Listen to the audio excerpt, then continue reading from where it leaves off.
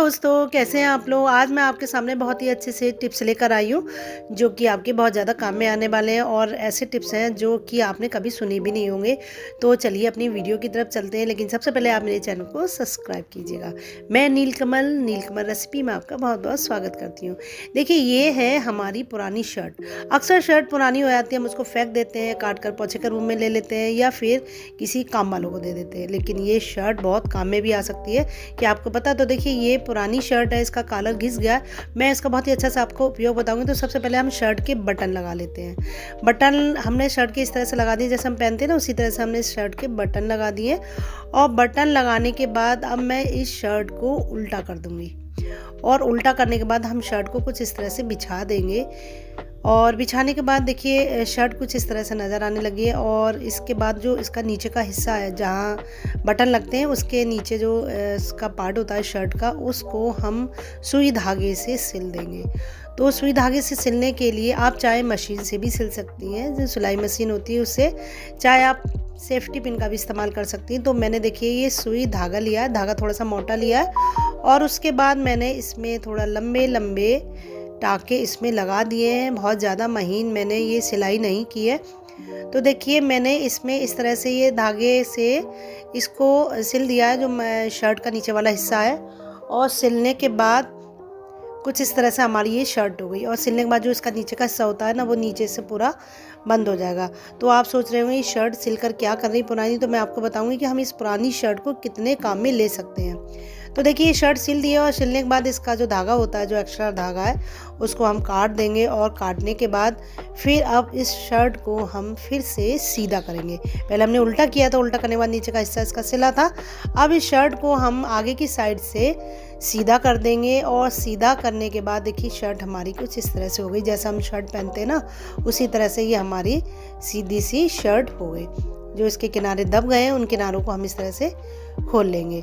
तो देखिए, हमारी ये शर्ट सिलकर तैयार हो गई। ये हमारी शर्ट जो है एक तरह से बैग का रूप हो गया। जैसे हम अपना कोट टांगते हैं, कोट का जो कवर होता है, जो साड़ी का कवर होता है, उसी तरह से ये हमारा कवर का काम करेगा। तो इसकी जो आस्तीन है, आस्तीन को हम इस तरह से मोड़ देंगे। और मोड़ने के बाद उसमें भी हम एक सेफ्टी पिन लगा देंगे। आप चाहे उसको धागे से भी सिल सकती हैं। तो देखिए, मैंने इस तरह से ये आस्तीन को सेफ्टी पिन से बंद कर दिया है। और जो दूसरे साइड की आस्तीन है, उसको भी हम इस तरह से सेफ्टी पिन लगाकर बंद कर देंगे। तो देखिए, इस तरह से ये शर्ट हमारी अब बंद होकर इस तरह से एक कवर का रूप ले लिया है। ये अब शर्ट नहीं रह गई, ये एक हमारा बहुत ही अच्छा सा सामान टांगने का बैग कह सकते हैं आप इसे, चाहे आप इसे किसी चीज़ का कवर भी कह सकते हैं। तो देखिए, ऊपर की साइड में जैसे हम कपड़े टांगते हैं, अपनी शर्ट टांगते हैं, उसी तरह से हमने हैंगर में इस शर्ट को टांग दिया है। और टांगने के बाद इसको हम अपने कमरे में या अपने बेडरूम में कहीं पर भी इसको टांग सकते हैं। और टांगने के बाद ये हमारे घर में सामान रखने का बहुत ही अच्छा सा बैग बनकर तैयार हो गया। तो देखिए, मैं इसमें कितने सारे कपड़े आपको रख कर दिखाऊंगी। तो मेरी ये शॉल है, मैं शॉल इसमें एक एक करके रख के दिखाऊंगी।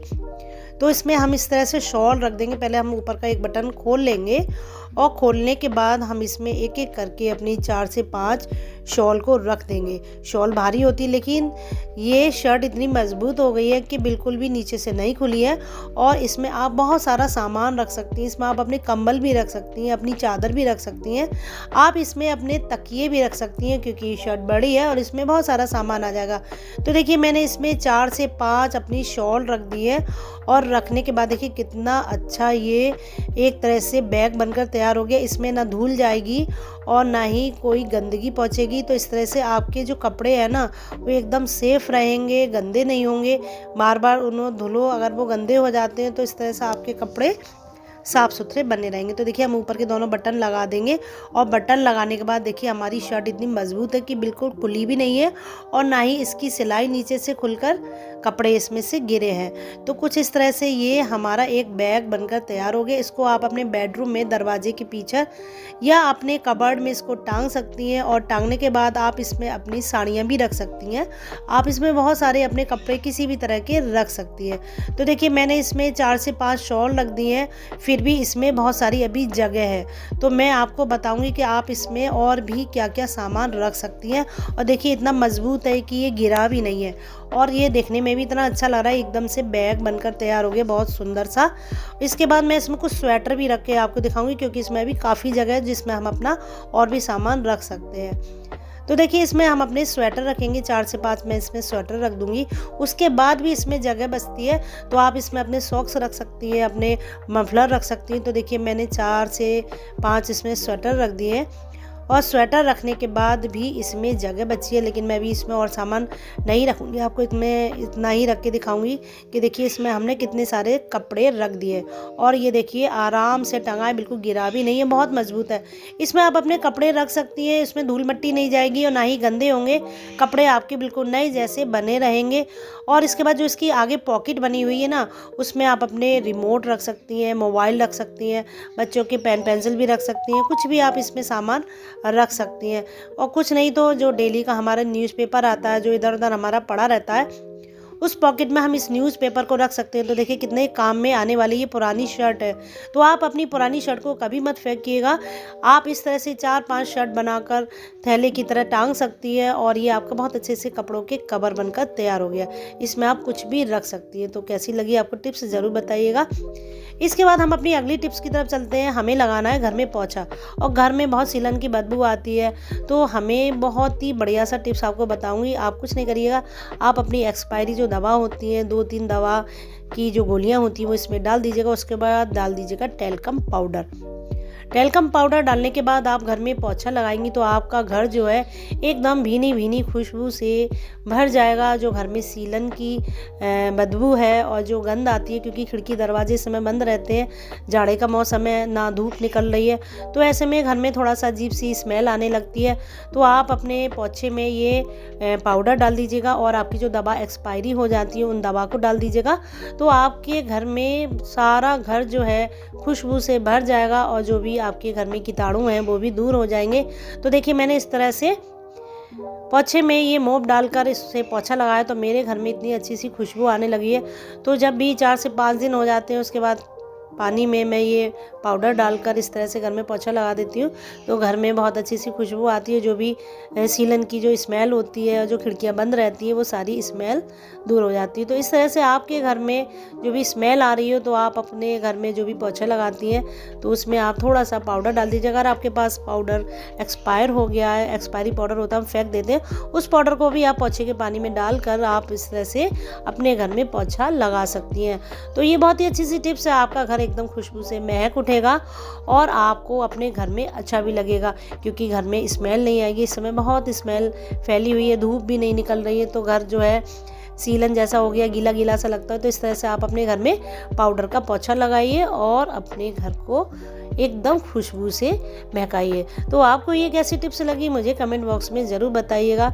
तो इस तरह से मैंने देखिए आज अपने घर में इसका ही पोछा लगाया है, तो आप भी अपने घर में इसी चीज़ का पोछा लगाइए पाउडर डालकर, आपका घर जो है बहुत ज़्यादा खुशबू से महकेगा। और आपको ये टिप्स कैसी लगी मुझे कमेंट बॉक्स में ज़रूर बताइएगा। इसके बाद हम चलते हैं अपनी अगली टिप्स की तरफ। ये हमारे बाथरूम के नल हैं जो कि मटमैले हो गए हैं, क्योंकि इस समय पानी भी गर्म आता है, कभी ठंडा आता है, तो इनमें धब्बे पड़ जाते हैं। जो नल होते हैं स्टील के होते हैं, तो इसको साफ़ करने का बहुत ही अच्छी सी टिप्स है। कुछ नहीं करना, बस बाथरूम में ही जो आप पेस्ट इस्तेमाल करती हैं उस पेस्ट को आप इन नलों पर लगा दीजिएगा। और लगाने के बाद देखिएगा कि आपके नल जो हैं एकदम नए जैसे लगेंगे। जो इसमें गंदगी है वो भी साफ़ हो जाएगी, और साथ ही जो मटमैले हो गए, जो इनका रंग एकदम फेड हो गया, वो भी एकदम चमक जाएंगे आपके नल। तो देखिए मैंने उंगली से जो मेरे नल हैं 3, उन पर मैंने ये पेस्ट लगा दिया है, साथ ही ऊपर उस पर भी लगा दिया है। और लगाने के बाद अब मैं पुराना जूना है जिसको हम अक्सर फेंक देते हैं कि ये पुराना हो गया, घिस गया है, तो उस जूने से मैं इन नल को साफ़ करूँगी। अक्सर जूना हम लोग पुराना होने के बाद फेंक देते हैं, मत फेंका करिए। इस तरह से आपको नल को धोने के लिए ये जूना बहुत ही अच्छा सा उपाय है। तो देखिए मैं इस जूने से पूरे नलों को अच्छे से रगड़कर साफ़ करूँगी, जो मैंने पेस्ट लगाया हुआ है नलों पर। तो देखिए लगाने के बाद इसको हम धुलेंगे तो ये बिल्कुल चमक जाएंगे। तो मैंने ये सारे नल जो हैं अच्छे से रगड़ दिए हैं और मैंने ना इनमें सरफ लगाया है ना ही कोई साबुन लगाया है, मैंने केवल इसमें पेस्ट लगाया है। तो देखिए ये मैंने रगड़ दिए हैं। इसके बाद हम पानी डालकर इनको साफ़ करेंगे तो हमारे जो नल हैं एकदम नए जैसे हो जाएंगे और जो इनमें गंदगी लगी हुई है, जो इसमें चिपचिपापन आ जाता है, वो भी एकदम साफ़ हो जाएगा। तो आपके नल पुराने लगने लगे हो या उनमें गंदगी लग गई हो तो आप इस तरह से पेस्ट को लगाकर अपने नलों को साफ़ कर सकती हैं। और देखिए आपके जो नल हैं एकदम चमक जाएंगे, उनमें पहले जैसी चमक आ जाएगी और जो भी उसमें मटमैलापन है या जो भी गंदगी है वो गंदगी भी आपकी साफ़ हो जाएगी। तो आपको ये टिप्स कैसी लगी ये भी मुझे ज़रूर बताइएगा। ये बहुत अच्छी सी टिप्स है, आप अपने किचन के नल, वॉश बेसिन के नल इस तरह से साफ़ कर सकती हैं। इसके बाद मेरी अगली टिप्स है, ये हमारा चाकू है और इसकी धार बिल्कुल ख़त्म हो गई है। देखिए उंगली भी हम लगा रहे हैं तो हमारी उंगली पे कोई असर नहीं हो रहा है, तो हम ऐसे चाकुओं को फेंक देते हैं, लेकिन ये चाकू भी बहुत काम में आते हैं। इन चाकू से जो हमारे फर्श पर निशान पड़े होते हैं, अक्सर बच्चे गंदे पैरों से आते हैं तो मिट्टी जम जाती है, तो इस तरह के निशान हम इस चाकू से साफ़ कर सकते हैं। तो देखिए किस तरह से मैंने ये किनारियाँ गंदी थी तो इन गंदी किनारियों को मैंने इस चाकू से साफ़ किया है। तो इस तरह से कभी भी आपका चाकू ख़राब हो जाए, उसकी धार ख़राब हो जाए, तो आप अपने फ़र्श है, किचन का फ़र्श है, बाथरूम का फ़र्श है, उस फ़र्श की गंदगी को आप इस तरह से इस चाकू से साफ़ कर सकती है। तो देखिए मैंने ये जो गंदगी है, कितनी ज़्यादा इसमें गंदगी निकली चाकू से, तो मैंने सारी किनारियों की जो भी गंदगी थी और जो भी फर्श पर मैल जमा हुआ था, इस चाकू की सहायता से मैंने पूरा मैल ये साफ़ किया। तो आप भी अपने चाकू से इस तरह से गंदे निशानों को साफ़ कर सकते हैं। तो आपको ये वीडियो कैसी लगी मुझे कमेंट बॉक्स में ज़रूर बताइएगा। मिलते हैं अगली वीडियो में, तब तक के लिए bye bye, have a nice